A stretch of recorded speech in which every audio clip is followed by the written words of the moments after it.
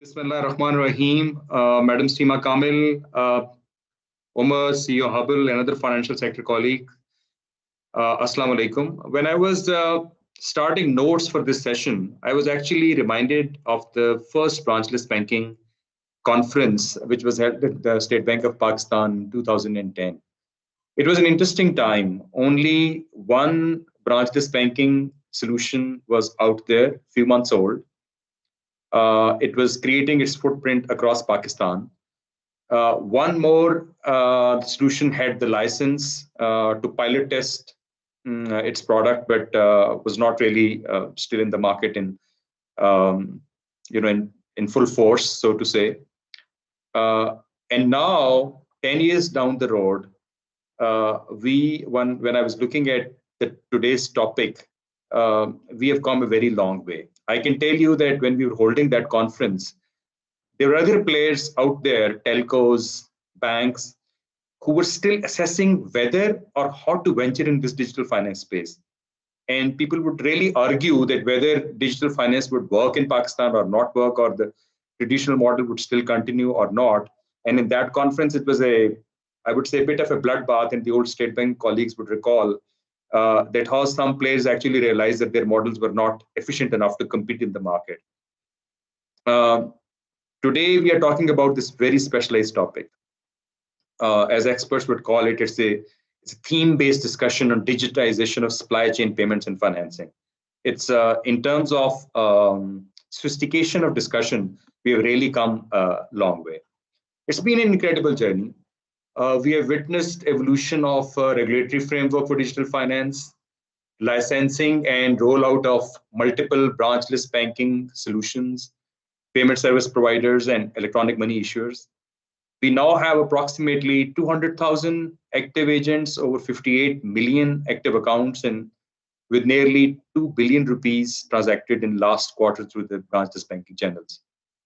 An interesting fact I would like to highlight is that the average size of transaction is around rupees 4,154, which means that the service, BB services, branchless banking services, are being used by small clients.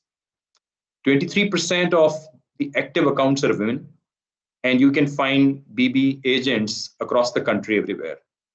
Now, this data, which is available on State Bank's website from its quarterly progress reports, can be sliced and diced in many ways. The fundamental point is that the building blocks of the digital finance in the country have started taking their shape. Some would argue that the digital finance is perhaps the only area in which our financial sector has demonstrated promise and significant innovation. As a development practitioner, and on behalf of my department, Foreign, Commonwealth and Development Office, FCDO, I would like to note here that this would not have been possible without the continued leadership of the State Bank of Pakistan.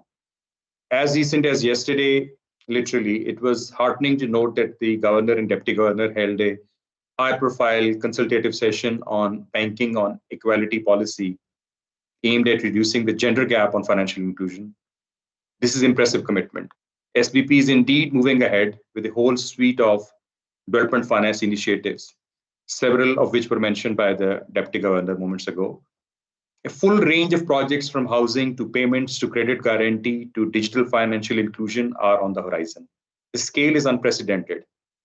I must also note here that the support has not only been shown by the senior leadership, i.e. governors and deputy governors, but also, and equally importantly, by the core staff of the central bank, the Development Finance Group.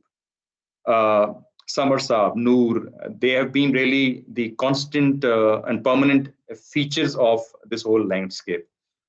They were always approachable, passionate about the financial inclusion agenda, maintained momentum across changes in the leadership, and have created wider institutional support in the Ministry of Finance and other regulators, SECP and PTA. We at FCDO think we are very fortunate that we were a partner in this journey. FCDO's financial inclusion program was being implemented by the State Bank of Pakistan, and it has been at the center of financial inclusion initiatives in the country. Two major credit guarantees, one for microfinance, other for SME finance, were set up under FIP. FIP supported first and seminal branchless banking solution of the country. and then went on to run challenge fund initiatives from which several industry players benefited, including Hubble, our host today.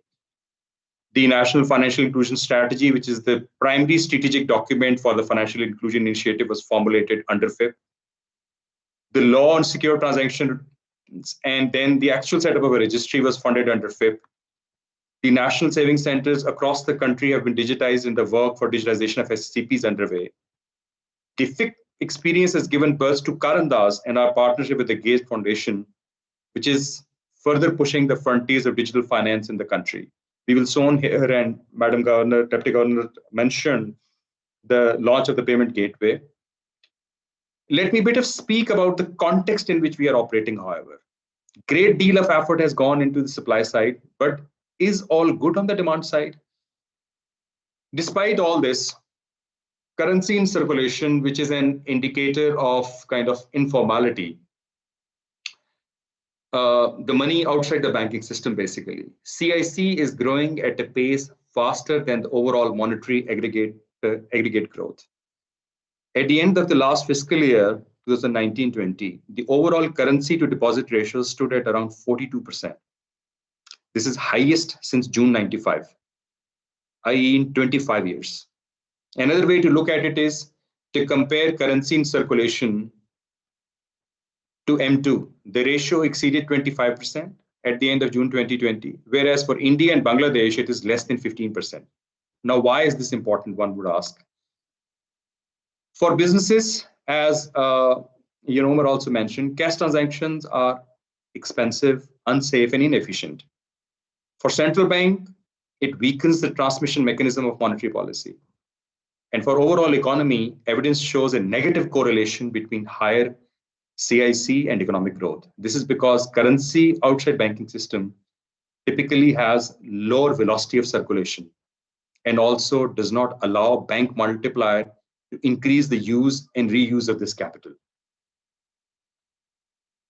We need to see the effect of other policy levers too. Madam Deputy Governor also hinted at that, in particular those which are tax related, to fully incentivize the use of emerging digital finance solutions by the businesses and supply chains, which is the focus of today's discussion.